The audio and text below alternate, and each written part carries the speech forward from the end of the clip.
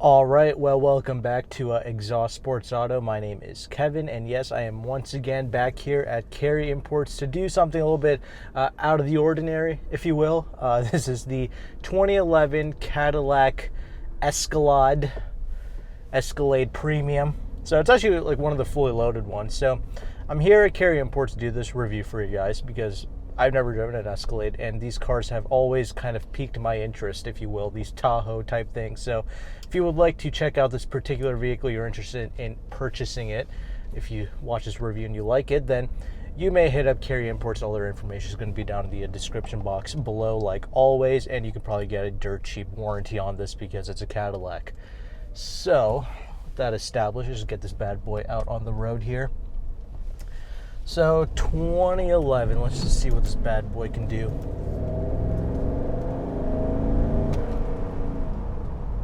Sounds great.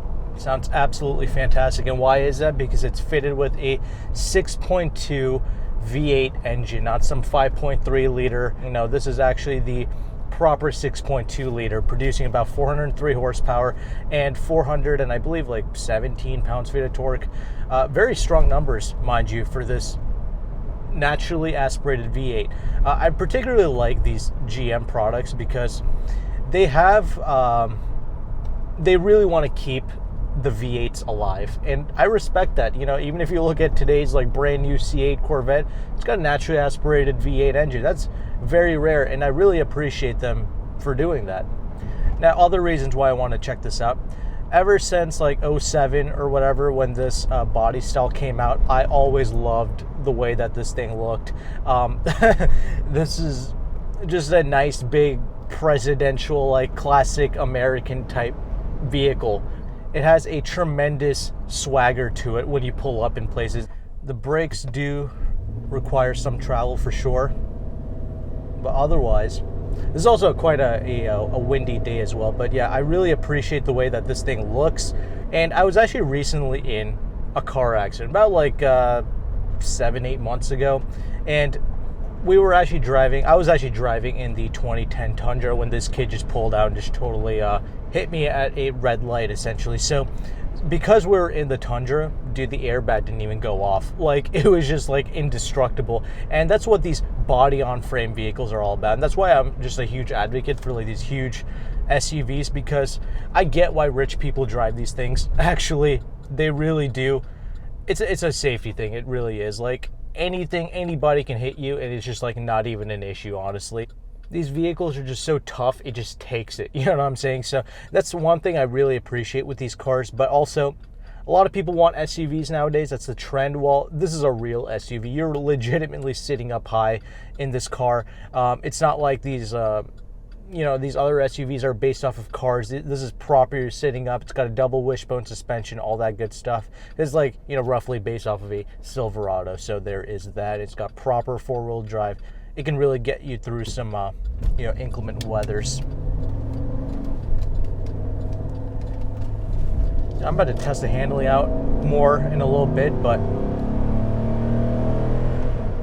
this is definitely not. It's just like the way that this thing sounds, the sensation that it builds through the inside of the cabin of this vehicle, it's tremendous. Even though it's not actually like super fast or anything, it sounds like it is, and that's all that matters. And that's what makes piloting these vehicles so much fun. And it's got a proper 6-speed automatic. It's capable of a lot. And this vehicle in general is very capable. You can tow like over 8,000 pounds. That's one of the benefits of getting like one of these truck-based SUVs, right? It's got the looks, it's got the swagger, but it's also got legitimate capabilities that the little SUVs just can't handle. Going over these types of bumps, it's handling it pretty well, but there's going to be some rougher roads up ahead. But as of right now, this is a really refined experience, actually. And I've driven like other GM products with like 100k miles, like particularly like that little Cadillac DTS thing. That thing was rattled out like crazy. It just did not age very well, but I love driving it. Cadillacs in general, very good to drive. And that's kind of why I was like, I was very curious to check this out, because I love that Range Rover. I didn't think I would, but I really did. And so now I'm here in this Cadillac to see what this thing has to offer. And so far, it's been a good driving vehicle for sure. It's been reasonably refined. This is a super windy day, mind you, so there's definitely a bit of wind noise coming in today. However, this is one of the more insulated GM products I was in. This is not totally just rattled out. This is actually holding up extremely well. And again, we're going to see some more of that up here ahead. But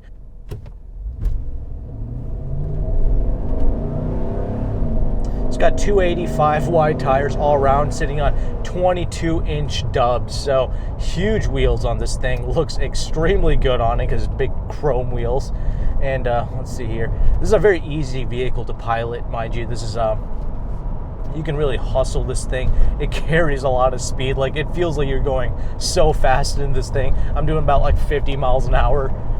There's just like this slight little kind of rattle-ish thing going on here on this driver's side window, but otherwise it's actually like this is by far one of the best like aged Cadillacs I've been in. I was kind of expecting that. I mean, this is like that presidential vehicle that you know, is being used pretty commonly in America, right? And I figured they probably would not mess this thing up. Just check out some of that handling here as well. This thing has surprisingly precise turn-in. Was not really expecting that. That motor is amazing. I love that V8. That's just something you don't get in many of the smaller little 4-cylinder car-based SUVs or front-wheel drive. You surprisingly have a decent amount of confidence piloting this car. I'm going to go over some railroad bumps here. Comfort is tremendous in this thing. It really is. These seats are extremely comfortable. We're going to check that out in the interior segment, but this steering is not ridiculous. It's actually surprisingly tight. Usually these like truck like vehicles, they have like this really sloppy steering. This actually isn't half bad. All right, check out some of this handling here.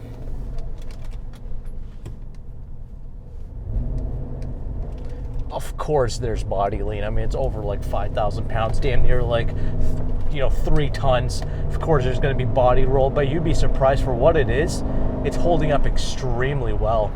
Despite being such a large vehicle, so easy to like place this thing onto the road. It's got really good handling dynamics for a vehicle of this size and posture, if you will.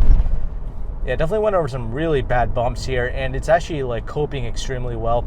Like I mentioned, a few light rattles, but for 100, and actually I titled this video probably like 100k miles. This is actually like damn near 120k miles. It's like 118,553 miles. So that is a lot of miles, and it's aged extremely well. This is actually like, I can deal with this. I can live with this amount of miles and refinement that this has. You know, I keep mentioning how much I love this motor, how much I love, you know, ringing it out. There's one thing I had to keep in mind, though. If you keep doing that, this thing is not going to get very good fuel economy. I think it's rated for like, what, 14 city, 18 on the highway. That's probably about right. You know, with the weight that it has and the amount of power that this thing is producing, you know, what do you expect, right? I can totally see the appeal of this thing, though. I totally get why rich people drive it, like why a lot of rich people, they'll buy for like their wife or whatever, so they can kind of, you know, take their kids around school in or whatever. This thing is a tank. It holds up well. These things are amongst like luxury vehicles. It's actually decently reliable. I mean, again, you can get like a warranty from Cary Imports for dirt cheap if you're worried about it, because there are some electronics in this vehicle, but for the most part, these things are pretty solid. Doesn't really cause a lot of issues for people. Has pretty damn good resale value. This one, because it has like 118k miles, it's like $17,000. So there is that. It's, you know, these things are what, like 70, 80k when they're new. It's near like a decade later, you know what I'm saying? It's just like the poise and precision that this vehicle has going down the road. I just wasn't really expecting that. I think the handling is just what caught off by surprise. I mean, I drove the Hummer actually, which is kind of sort of based off this, not really, but I was surprised by the way that thing drove. You know what I'm saying? Like that was a huge vehicle, but I had a lot of confidence driving. You can go back and watch that review if you wanted to, but these are vehicles that GM can't really afford to get wrong. I mean, these are like highly coveted vehicles. A lot of rich people use it. A lot of government use with these types of vehicles. So it's definitely like a highly like trusted automobile for sure. Sure, there are some like refinement things here and there. A bit of road noise, like tire noise, of course, because like the wheels are just so wide. Like the tires are 285s in all four corners. That gives it, you know, tremendous grip. Of course, there's no squeaking or squealing of the tires. But and because that's, I guess, because that's such huge wheels, like big 22-inch wheels, maybe that's why the steering is decently responsive. So I'm impressed from a driving standpoint, and I'm also impressed at how well that this thing has held up. This is not like a Chevy Sonic. This is not like a, you know, Chevy Malibu. These are properly built cars for the most part. So with all of that established, let us go ahead and talk about this interior, shall we? Also, at the beginning of this video, I actually busted a pretty legit U-turn, so that was nice as well. It's a nice little thing. Got this nice little column shifter here. You do have a backup camera with this particular vehicle, no lines or anything like that, but it's there. It helps maneuvering this large vehicle. But like I mentioned, this is actually like a really somewhat easy vehicle to handle because the mirrors do a good job in this vehicle, especially the side view mirrors are huge, so that's a great thing. You have like this foot operated parking brake, so mechanical one, that's pretty good. And because it's the premium, like the fully loaded one, this thing actually has a lot of like little gizmos and gadgets, you know, heated steering wheel. It's got like this little wood trim thing going on. It's a cheaper wood. I don't even think any of this stuff is real, honestly. I do like this steering wheel. I do like to grip onto it. It has a, you know, certain level of swagger to it. I do appreciate this a lot. But anyway, heated, cooled, ventilated seats, all that good stuff. Heated steering wheel, automatic headlights, and I believe you have like automatic wipers. Nope, never mind, you don't. Anyway, it does have the built-in navigation. I don't know how big the screen is, but I will mention the audio system in this thing is legit. That thing was bumping. I was impressed for a 2011 vehicle. That was pretty good. And you do have one-touch automatic windows for the front two windows here. The rear windows are not one-touch, they're just regular windows. But you do have double pane glass, and that is part of the reason why it is so refined. Even in the super windy day, it wasn't like insanely ridiculous inside here.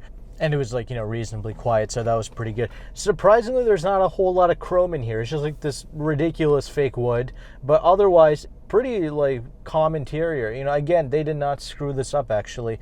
I will say though, the only unrefined bits of the interior is like when you start, you know, touching up against some of this stuff. That's when you notice kind of the cheapness of it, but nobody's really touching up against it. When you just sit in here, it actually feels surprisingly solid. It's not a plush interior space, if you will, but it's a comfortable one, if that makes sense. I don't mind this interior at all, actually. It has some pretty good points to it, like this, you know, the gauge cluster. It looks very nice. I actually do like that a lot. Very legible, very classy, if you will. You have a lot of just hard touch buttons in here, which I really like. It's actually very easy to kind of navigate this thing. All the little like knobs and buttons and switches, they all feel pretty decent. All the climate control completely separated from the screen. Love that. That's a great little touch right there. Because it's kind of a truck-based vehicle, you best believe that there's a ton of space in this thing. There is just so much that you can do with this vehicle, right? There's just a lot of storage. Huge, like monster-sized people can fit in here, no issues. You have a sunroof here, actually a decent amount of space in the glove box as well. Seats are just insanely comfortable, of course. In most American cars, it's going to be like that. It's a very plush couch-like seat. Can literally fit anybody in here. Huge door pocket space, of course, and rear seats, right? This is not like a Tahoe. You know, you're not going to be riding like 8 deep in here. It's realistically made for 4 people, actually. You do have some rear seats, like a third row seat, essentially. I do fit back there, but I'm like, you know, balled up like a shrimp back there, so there is that.